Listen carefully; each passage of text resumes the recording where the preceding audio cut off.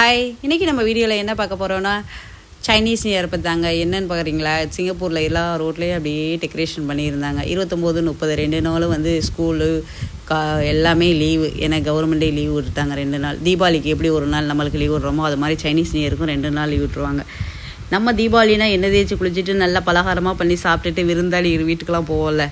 இவங்க என்ன பண்ணுவாங்கன்னா, அன்றைக்கி முக்கியமாக வந்து 2 ஆரஞ்சு பழம், ஸ்வீட்டு இது மாதிரியெல்லாம் எடுத்துக்கிட்டு அவங்க ரிலேட்டிவ் வீட்டுக்கு போவாங்க.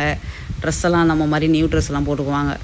ஆனால் வீடு கூட்ட மாட்டாங்க, கூட்டக்கூடாது. அதே மாதிரி ஹேர் கட் பண்ண மாட்டாங்க. இது மாதிரி வந்து வீடு மூவ் போடுறது அந்த வேலை எதுவுமே அன்றைக்கி வந்து பண்ண மாட்டாங்களாம். இதெல்லாம் வந்து நான் படித்து தெரிஞ்சுக்கிட்டது. அது போக ரிலேட்டிவ் வீட்டுக்கு போகையில் அம்பா கவர்னு காசு கொடுப்பாங்க. 2 வெள்ளியிலேருந்து அவங்க எவ்வளோ விருப்பப்படுறாங்களோ கொடுப்பாங்க. ஆனால் வந்து 2 வெள்ளி தான் காமனாக கொடுப்பாங்க எல்லாருமே. நம்ம ஊரில் வந்து தீபாவளி காசு, பொங்கல் காசுன்னு மாமா வீடு, அத்தை வீட்லலாம் வந்து கொடுப்பாங்க, ஐயா வீட்லலாம். அது மாதிரி இவங்களோட பழக்கத்துலேயும் இது இருக்குது.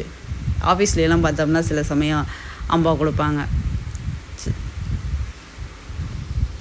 இதை பற்றி இதுக்கு மேலே தெரிஞ்சவங்க யாராவது இருந்தால் கமெண்டில் எனக்கு சொல்லுங்கள். தெரியாத விஷயத்தை தெரிஞ்சுக்கிறேன். பிடிச்சா லைக் பண்ணுங்கள், ஷேர் பண்ணுங்கள், மறக்காமல் சப்ஸ்கிரைப் பண்ணுங்கள். தேங்க்யூ.